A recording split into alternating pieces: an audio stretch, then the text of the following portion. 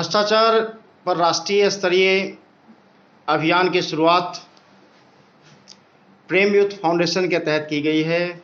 प्रेम youth foundation के अध्यक्ष और पटना के वरिष्ठ चार्टर्ड अकाउंटेंट श्री संजय झा जी दोनों उपस्थित हैं यहाँ। सर, ये प्रेस कॉन्फ्रेंस आपने किस लिए ऑर्गेनाइज किया है?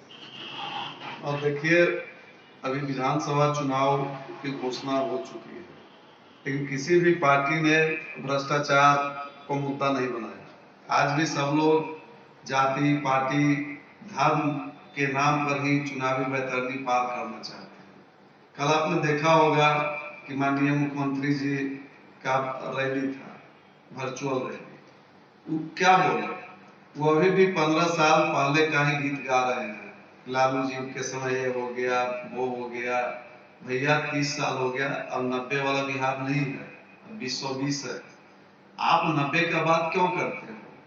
यह बहुत दुर्भाग्यपूर्ण है कि आज भ्रष्टाचार चरम पर है। आप गांव में जाएं, बिना घूस का एक काम नहीं होता है। वहां जितना भी शौचालय निर्माण, इंदिरा आवास शौचालय निर्माण में 12,000 में 4,000 वसूला जा रहा है। इंदिरा आवास में 30-30 हजार रुपया लिया जा रहा है। किसान इनपुट में लूट मचा हुआ है। मांझी जी इस मामले में उनको ईमानदार व्यक्ति कहेंगे कि जीतन राम मांझी बार बार कहे कि हमारे यहाँ ओवर एस्टिमेट बनता है, 100 रुपया का काम होना है, उसका एस्टिमेट बनाया जाता है 200% का। 100 रुपया का 200 इसलिए बनाया जाता है कि 100 रुपया कमीशन का खेल हो, कट मनी। यह कितना बड़ा दुर्भाग्यपूर्ण है। राजीव गांधी कहे थे कि हम 1 रुपया भेजते हैं तो 10 पैसा पहुंचता है। आज भी यह काम हो रहा है, लेकिन माननीय मुख्यमंत्री जी, देखिए नीतीश जी हमारे घर के बगल के हैं, इनको मैं बहुत अच्छा से जानता हूँ। हमारे एमपी भी रहे हैं, हमसे अच्छा संबंध है। थोड़ा जिद्दी स्वभाव के हैं, लेकिन अब इन पर उम्र का असर हो रहा है। इनका जो डायनेमिक सोच था, जो नीतीश कुमार कोल फैक्ट्री यहाँ एम कॉलेज के सामने थे, वो नीतीश कुमार अब नहीं रहे। जो नीतीश कुमार को हम फतुहा रेलवे घुमटी पर घंटों खड़ा देखते थे, वो नीतीश कुमार नहीं रहे। नीतीश कुमार पता नहीं किस मजबूरी में है कि जो व्यक्ति सदैव जात पात का विरोध किया, जेपी के संरक्षण में राजनीति का ककाड़ा सीखा, लोहिया को आदर्श माना, और वह व्यक्ति अब जात का कार्ड खेल रहे हैं कि दलित का हत्या होगा तो नौकरी देंगे। मतलब अब बिहार में अगर आपको नौकरी पाना है तो आपको पहले मरना पड़ेगा, या घर के किसी सदस्य को पहले मारिए तब आपको नौकरी मिलेगा। यह कितना बड़ा विडंबना है कि यह जो हमारा बुद्ध का धरती, महावीर महात्मा गांधी का यह पावन धरती, माता जानकी का जन्मभूमि, और ऐसे पवित्र स्थल पर हम हत्या की बात कर रहे हैं। थोड़ा नीतीश जी, यह सही है कि आपका नाम बिहार दर्पण में रहेगा। आप तो नहीं रहेंगे, ये तो तय है, लेकिन बिहार दर्पण में आपका नाम रहेगा। आप उलूल जुलूल फैसला मत लें। आपने शराबबंदी किया, पूरे प्रेम यूथ फाउंडेशन मजबूती के साथ खड़ा रहा आपके साथ, लेकिन शराबबंदी का क्या हासिल हुआ? आज हमारा जवानी नौजवान झुलस रहा है, शराब तस्कर के हाथ का खिलौना बन गया है। जिस किताब रहना चाहिए था जिस थैले में, उसमें बच्चे शराब तस्करी कर रहे हैं। आपने आज देखा शराब की जो हालत है, शराबबंदी की बात आपने की। कल पटना के बगल में शराब के कारण एक एएसआई को पीटा गया। भोजपुर के एसपी ने 10,000 लीटर शराब बरामदगी की है। तो शराबबंदी कहाँ है?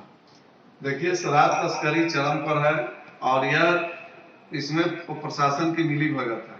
शुरू में तो शराब जब बंदी हुआ तो इनका कड़ा फैसला था कि शराब तस्कर का घर जब्त करेंगे, उसका गाड़ी जब्त करेंगे, जिस थाना में शराब पकड़ाएगा वो थानेदार को 10 साल तक थानेदारी नहीं देंगे। लेकिन सब इनका टाई फिश हो गया। आज एक थानेदार करोड़पति है, थानेदार पैसा ले रहा है शराब तस्करी में।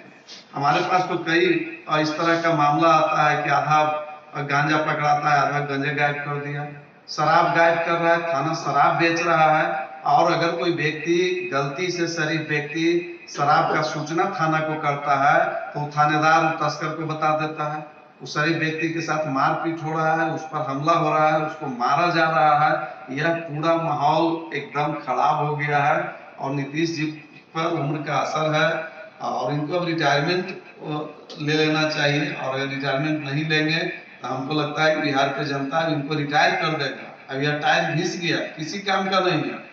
हमको रोजी रोजगार की बात करना चाहिए, तो हम आज भी जात धर्म की बात कर रहे हैं, किसको ठग रहे हैं?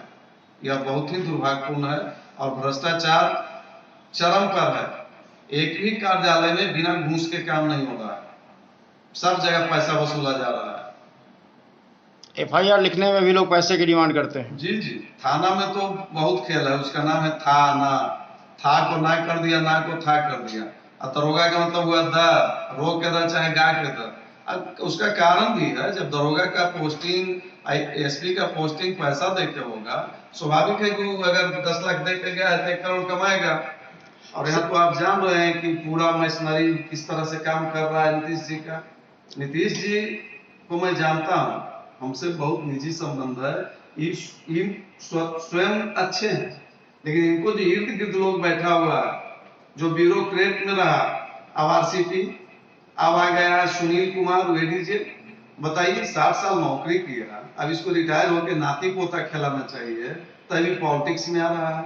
जो ब्यूरोक्रेट है उसका दिमाग तो आज भी ब्यूरोक्रेट टाइप का ही है, वो कभी भी जन के बारे में नहीं सोच सकता। सर, आपने कहा कि थानेदार बनने के लिए 10 लाख रुपया देकर थाना में जाता है, तो क्या यही सिद्धांत तो नेताओं पर भी लागू होती है? चुनाव लड़ने के लिए लोग पैसा का इन्वेस्टमेंट करते हैं, तो इसलिए जनता का काम नहीं करते, रिटर्न लेते हैं।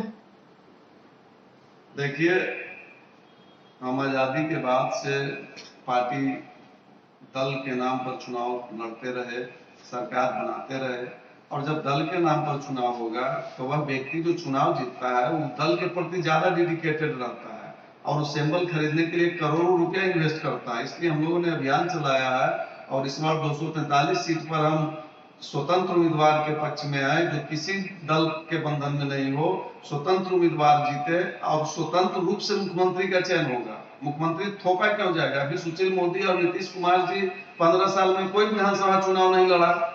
एक मुख्यमंत्री बने हुए, एक उप मुख्यमंत्री बने हुए हैं, जो जनता के से जनमत प्राप्त ही नहीं किया आज तक। यह दुर्भाग्यपूर्ण है, मजाक बना दिया है लोग लोकतंत्र का।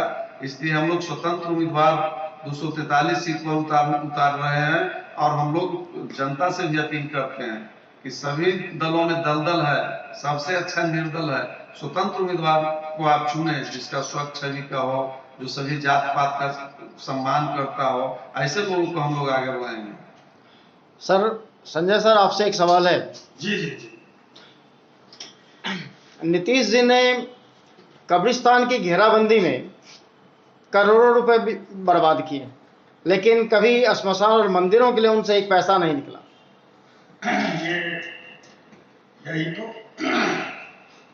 ये लोग यही करते हैं, यही जानते हैं, पहले ही से प्रोग्राम बना कर रखते हैं, इस बार चुनाव आएगा तो क्या क्या घोषणा करना है। सांप्रदायिक बात, मुसलमानों को उनका वोट लेने के लिए कब्रिस्तान का घेराबंदी, उससे भी इम्पोर्टेंट काम है ढेर सारे, लेकिन इनके दिमाग में तो जहर घुसा हुआ है वोट की उगाही करने के लिए। तथाकथित संप्रदायवाद, सांप्रदायिक लोग, जातीय, और ये अगर इनको समीकरण, जातीय समीकरण, धार्मिक समीकरण जिस दिन ढा गया, जिस दिन हमारे हिंदुस्तान के मतदातागण व्यक्तियों के व्यक्तित्व के आधार पर चुनाव करने लगे, तभी प्रजातंत्र की रक्षा हो सकती है। नहीं तो ये लोग तो गुंडों की तरह राशन कर रहे हैं। अभी महाराष्ट्र की बात देखिए कि वो कंगना रावत के घर की तलाशी ले रहे हैं, उसके घर में जबरदस्ती घुस गए। इनके विरुद्ध में कोई बोलेगा कि इनके उस सरकार के सारे अधिकारी पदाधिकारियों को छोड़ देते हैं, पुलिस से डरवाते हैं, ये लोग सत्ता का दुरुपयोग कर रहे हैं और प्रजातंत्र के नाम पर कलंक हैं नीतीश कुमार और ये सुशील मोदी।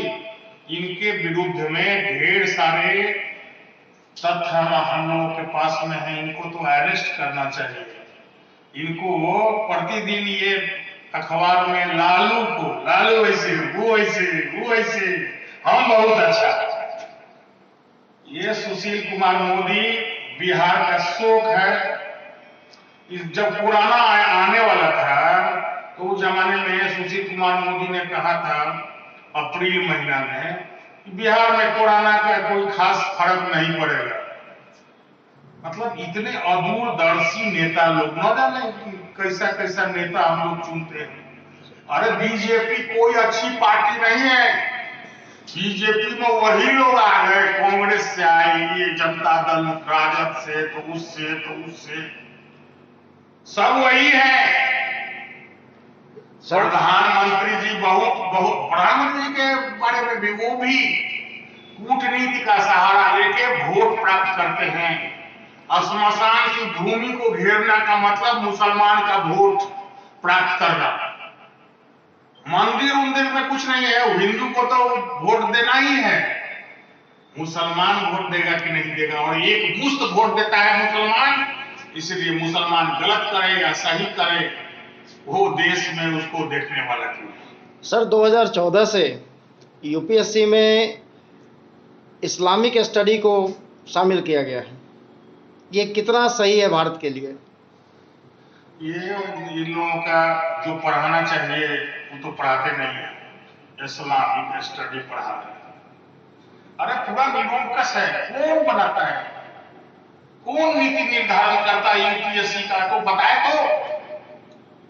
यहाँ अंकेक्षण, सुपरविजन और मॉनिटरिंग की पॉलिसी हिंदुस्तान में नहीं है। बिहार में तो बिल्कुल नहीं है। बिहार में तो चौपट व्यवस्था है कि जो अंकेक्षण करवाते, जो खर्चा करते हैं, वही अंकेक्षण का चुनाव करते हैं। इन लोगों को, प्रधानमंत्री जी को भी बहुत तथ्य मालूम नहीं और नीतीश कुमार जी को तो कुछ भी मालूम नहीं। अय्यास के चरागाह में बैठे रहते हैं ये संजय झा। न जाने ये संजय झा की क्या योग्यता, अनुभव है कि सीधे शॉर्टकट रास्ते से उनको एमएलसी बना के सीधे कैबिनेट रैंक का मंत्री बना दिया गया। दरभंगा से खड़ा हुए थे तो जमानत जब्त हो गया था संजय झा का। एक है संजय सिंह, उनको नौकरी में रखा है। वो सुबह उठ के गाली देते हैं तेजस्वी को, तेज प्रताप को। वो अपने बहुत अच्छा आदमी है संजय सिंह, आदर्श है, राजा राम की तरह संजय सिंह है। लेकिन पहले वो सुशील मोदी को गाली देते थे जब वो लालू जी के साथ थे। अब तेज प्रताप को गाली दे रहे हैं, तेजस्वी को गाली दे रहे हैं, लालू को गाली दे रहे हैं। अरे ये लोग विकास की बात थोड़े करते हैं। बताइए सुशील मोदी विकास की क्या बात करते हैं? जिस दिन वित्त मंत्रालय हमारे हाथ में आया उसी दिन उसको अरेस्ट कर लेंगे सुशील मोदी को। उसने इतनी अनियमितता और घोटाला की है, पैरवी पैगाम किया है। पैसे ऐसे लोगों का पैरवी पैगाम किया है जो बिहार के असामाजिक तत्व हैं। भागलपुर यूनिवर्सिटी में जो क्वेश्चन निकाल करके बेच देता था, उसको हटाने की बात जब आई तो सुशील कुमार मोदी का पैर भी चला गया। नहीं इसको मत हटाइए। अरे इन लोग कहते हैं ये लोग बिहार का शोक है। प्रेम सर, आपसे एक सवाल है। यूथ शुरू से पार्टियों का झंडा ढोता रहा है, आप यूथ का ऑर्गेनाइजेशन चलाते हैं, तो राजनीतिक दल में यूथ की भागीदारी क्यों नहीं होती है? देखिए, सबसे बड़ी बात है कि युवाओं को गुमराह कर रहे राजनीतिक दल। और यह जो राजनेता है यह जानता है कि चुनाव जीतने के लिए नौजवान ही एक सहारा है। कारण कि आज पॉपुलेशन भी लगभग 70% यूथ है भारत में। और यह भी नेता जानता है कि नौजवान आज भी हमसे बेहतर है, कि नेता के जैसा चोर, भ्रष्ट, बेईमान और अवसरवादी नहीं है यूथ। यूथ को बेकार बनाया गया है, बेरोजगार बनाया गया है, लाचार बनाया गया है, बेबस बनाया गया है, और उसको लगता है कि उसको थोड़ा बहुत भी कुछ चाय पानी का भी व्यवस्था करा दीजिए तो नेता के पीछे घूमने लगता है। अगर उसको पैजामा कुर्ता सिलवा दीजिए तो वो नौजवान नेता के लिए जान भी लगा देगा। और चुनाव तक तो सब अच्छा चलता है, नेताजी उसके कंधा पर हाथ रखते हैं, नेताजी उसके घर जाते हैं, सब कुछ बड़ा अच्छा लगता है। लेकिन जैसे ही चुनाव हो जाता है और वो नेता माला पहनाने के बाद वह नौजवान अपने आप को ठगा महसूस करता है और फिर से नेता जो है अपने रंग में रंग जाता है, और यह नौजवान ठगा महसूस करके 5 साल फिर अपना जीवन का जो उसका बहुमूल्य समय था उसको नष्ट कर देता है। इसलिए हम देश के सारे नौजवान से अपील करते हैं, इन भ्रष्ट दोगले बेईमान नेताओं का जयकारा लगाना बंद करो, इसके पीछे चलना बंद करो, इसका झंडा नहीं ढो, तुम स्वयं नेता बनो और अपने अपने क्षेत्र से उम्मीदवारी पेश करो। ये अभी एक परिपाटी चल गई है। अगर वर्तमान सरकार, केंद्र सरकार के खिलाफ यदि आप कुछ लिखते हैं, छापते हैं, तो उनके पेड वर्कर आपको देशद्रोही करार दे देंगे। ये कहाँ तक उचित है? देखिए, हम राष्ट्रभक्त हैं या नहीं है इसका सर्टिफिकेट कोई हमको राजनीतिक दल नहीं दे सकता है, और यह एक प्रोपगंडा का माध्यम है और लोग तंग भी करते हैं, बहुत लोग पर हमला भी होता है। यहाँ एक पारसनाथ तिवारी थे, बेचारे नहीं रहे, दिवंगत हो गए, अमृत वर्षा अखबार निकालते थे, इसी एसपी वर्मा रोड में उनका ऑफिस था। हमारे बहुत अच्छे मित्र थे, बहुत हमको आगे बढ़ाने में भी उन्होंने मदद किया। उन पर कई बार हमला हुआ, कई बार उनके साथ मारपीट हुआ, लेकिन वो समझौता नहीं किए। आज मैं उनका नाम सम्मान पूर्वक ले रहा हूँ। पता नहीं कितने मीडिया घराना आया गया, उसको कोई जानता भी नहीं। इसलिए आपको अगर इतिहास में आपका चर्चा हो तो आपको लड़ना भिड़ना पड़ेगा और गलत का विरोध करना पड़ेगा, और निश्चित रूप से इसके लिए आपको हर व्यक्ति को खड़ा होना होगा और नौजवान को आगे आना होगा। हमारा नौजवान ठगा महसूस करता है। आज देखिए चिराग, आज देखिए वो मांझी जी का बेटा संतोष, हर व्यक्ति अपने अपने पुत्र को बाप मरा नहीं कि बेटा के टिकट दिलवा रहा है। हर दल में परिवारवाद है, जिसको कोई क्वालिटी नहीं है बेटा के एमएलसी बना रहा है, बेटा को राज्यसभा भेज रहा है। ये अनुकंपा पर क्यों चलेगा पार्टी? इसलिए मैं इसका भी विरोध करता हूं कि यह अनुकंपा जब सब नौकरी में, सब विभाग में खत्म हो गया तो राजनीति में अनुकंपा क्यों रहेगा? तो ये तो राजतंत्र का दूसरा रूप दिखाई दे रहा है। राजतंत्र तो है ही ना, नेहरू मरा, इंदिरा गांधी आ गई, राजीव आ गया, सोनिया आ गया, कौन आ गया, राहुल आ गया। अभी तो राहुल कुमार बाल बच्चा नहीं हुआ है, लेकिन उसके जो भी बच्चा जन्मेगा वो फिर वो राष्ट्रीय अध्यक्ष प्रधानमंत्री पैदा लेगा। ये हम क्यों झेलेंगे इस तरह का?